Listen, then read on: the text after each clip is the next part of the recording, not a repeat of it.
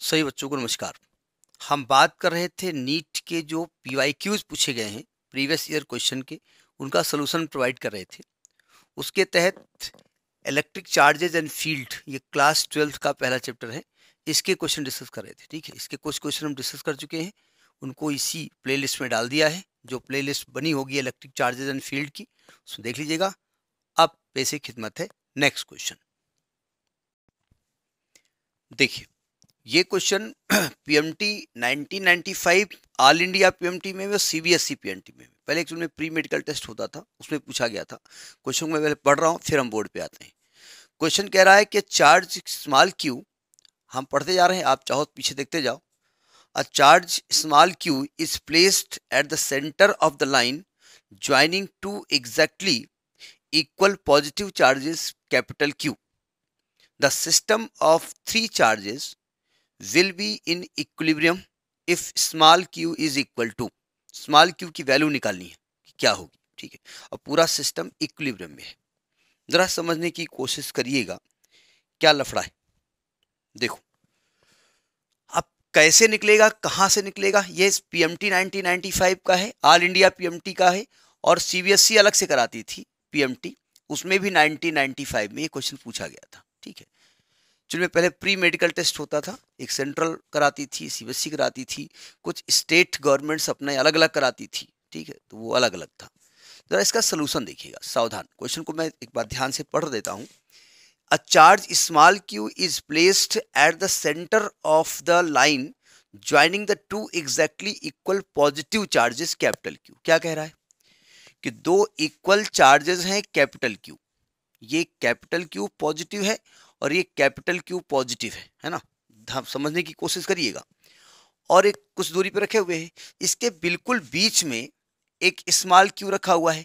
यानी कि अगर मैं ए पॉइंट पे कैपिटल क्यू रखता हूं, बी पॉइंट पे इधर क्यू रखता हूं, तो बीच में सी पॉइंट पे ये स्मॉल क्यू रखा हुआ है ना। तो यानी कि ए से सी के बीच की डिस्टेंस और सी से बी के बीच की डिस्टेंस सेम है। अगर ये डिस्टेंस हम x मान लेते हैं तो ये डिस्टेंस भी x होगी। यहां तक बात समझ में आ गया। अब कहते हैं the system of the three charges will be in equilibrium. System is in equilibrium, समझने की कोशिश करिएगा। यानी कि इस कैपिटल क्यू पे जो नेट फोर्स काम कर रहा है, भाई ये स्मॉल क्यू भी इस पे फोर्स लगा रहा होगा, ये कैपिटल क्यू भी इस पे फोर्स लगा रहा होगा, तो इस पे नेट फोर्स जीरो है, इस पर नेट फोर्स जीरो है, इस पर नेट फोर्स जीरो है। तो बताना यह है कि स्मॉल क्यू की वैल्यू क्या होगी। तो देखो, दो तरीके से समझिएगा। पहले तो मैथमेटिकली इस लैंग्वेज के हिसाब से समझ लेते हैं। देखो, अगर इस पर नेट फोर्स जीरो है तो अल्टीमेटली इस पर अगर ये वाला चार्ज इसको अट्रैक्ट करेगा तो ये उधर अट्रैक्ट करना चाहिए, है ना। अगर ये पॉजिटिव है और ये पॉजिटिव और ये भी पॉजिटिव हो, समझिएगा, अगर ये पॉजिटिव, ये पॉजिटिव, ये पॉजिटिव, पहले इसका नेचर मैं देख रहा हूं कि स्मॉल क्यू का नेचर क्या है। नेचर से मालूम हो जाएगा, सावधान। अगर मैं मानता हूं ये अगर पॉजिटिव होता तो ये भाई साहब इसको रिपेल करते ऐसे, और ये भाई साहब इसको रिपेल करते ऐसे, नहीं करते, तो नेट फोर्स जीरो हो जाएगा। तो यानी ये पॉजिटिव हो सकता है। अब लेकिन हमसे ये नहीं कहा गया ये इक्विलिब्रियम में है, उन्होंने कहा पूरा सिस्टम इक्विलिब्रियम में है, संतुलन की अवस्था में, यानी पूरे सिस्टम पर नेट फोर्स जीरो काम कर रहा है।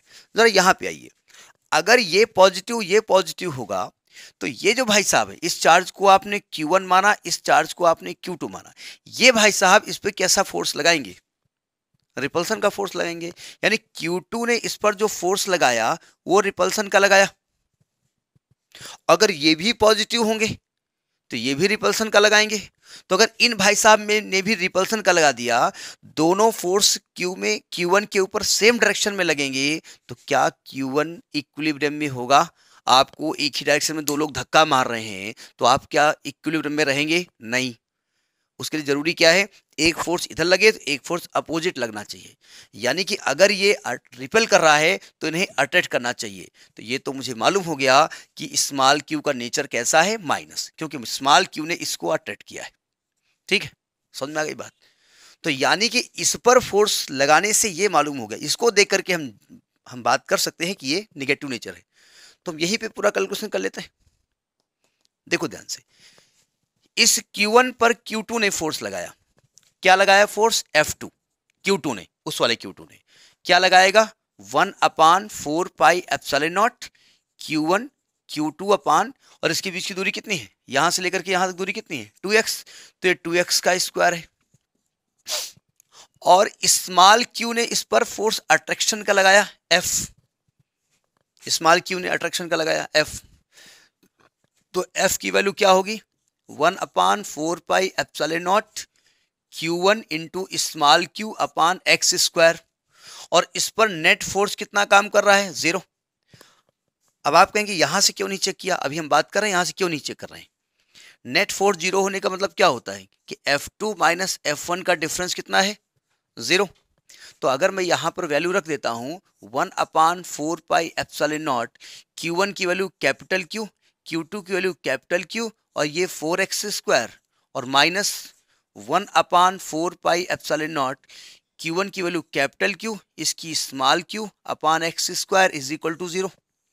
अब इसको कैलकुलेट कर लो, यहां से क्या कॉमन है, देखो 1/4 पाई एप्सिलॉन नॉट को हम फिलहाल k मान ले रहे हैं, k कॉमन है, कैपिटल Q कॉमन है, x स्क्वायर कॉमन है, तो यहां से क्या बचेगा, यहाँ q/4 बचेगा, यहाँ स्मॉल q बचेगा, इज इक्वल टू 0। ये चीज और ये चीज का मल्टीप्लाई 0 है, ठीक है, ये चीज 0 है नहीं, तो इसका मतलब ये चीज 0 हो जाएगी, तो स्मॉल q की वैल्यू q/4 हो गई, ठीक। स्मॉल q की वैल्यू तो आ गई, और नेचर पहले से आपको मालूम था कि स्मॉल q का निगेटिव नेचर था, तो यानी कि माइनस q/4 इसका चार्ज होगा, उसका जो पार्ट माइनस q/4 का है वो सही। हमने यहाँ पर ऑप्शन नहीं लिखे हैं, आंसर निकाल दिया जिसमें ही माइनस q/4 दिया हो। आप जरा समझिएगा। अब आप कहेंगे भाई ये बताइए कि आपने इस पर नेट फोर्स 0 कर दिया, ऐसा यहां भी हो सकता है, यहां क्यों नहीं किया आपने, यहां पर नहीं हो पा रहा है, क्यों, जरा समझिएगा। वहां से हमने सेंटर पॉइंट से क्यों नहीं किया वो मैं समझा रहा हूं, सावधान। देखिए पहली बात तो ये चीज क्लियर हो गई थी, ये कैपिटल प्लस Q है, ये प्लस Q है, यहां पर Q है, ये x है, ये x है, समझिएगा, ये A पे रखा था, ये B पे रखा था, ये C पे रखा था। पहली बात तो यहां का नेचर, इसके द्वारा जो फोर्स लगाया गया और इसके द्वारा दो फोर्स लगाया गया, उसको देख करके हम बता नहीं पा रहे थे। हमने कहा था अगर ये पॉजिटिव होगा तो ये इसको रिपेल करेगा, ये भी इसको रिपेल करेगा, तब भी नेट फोर्स 0 हो जाएगा, क्योंकि दोनों की वैल्यू सेम आएगी, डिस्टेंस भी सेम है। अगर ये निगेटिव होगा, अगर नेगेटिव होगा तो ये इसको अट्रैक्ट करेगा, ये अट्रैक्ट करेगा, तब भी नेट फोर्स 0 हो जाएगा। तो कुल मिलाकर के यहां पर जो लगने वाला फोर्स है, इसको देख करके मैं इस चार्ज का नेचर नहीं जान पा रहा था, जो कि यहां देख करके हम जान गए। आप ठीक है, आपने कहा ठीक है नेचर यहां से जान गए, वैल्यू यहां से निकाल लो, वैल्यू भी नहीं निकल पा रही है, कैसे, सुनिए ध्यान से। अगर इस चार्ज ने इसको मान लेते हैं अट्रैक्ट किया, मैं निगेटिव जान गया, तो यानी इस चार्ज ने F1 फोर्स इधर लगाया और इस चार्ज ने F2 फोर्स इधर लगाया, तो अगर मैं F1 निकालता हूं, इस पर फोर्स निकाल रहे हैं हम, तो आएगा 1/4 pi epsilon not Q upon x square, और अगर F2 निकालेंगे तो 1/4 pi epsilon not Q upon x square, और दोनों को माइनस करोगे तो वैल्यू दोनों कट जाएंगी ना, 0 आ जाएगी वैल्यू। तो स्मॉल q की वैल्यू निकल नहीं पा रही थी, इसलिए यहां पर ना तो इसकी वैल्यू निकालने के लिए सिस्टम हमारा बन पा रहा है, ना इसका नेचर निकाल पा रहे थे, इसलिए हमने हेल्प इसकी ली। समझ में आ गई बात। तो this question was in PMT 1995। Okay.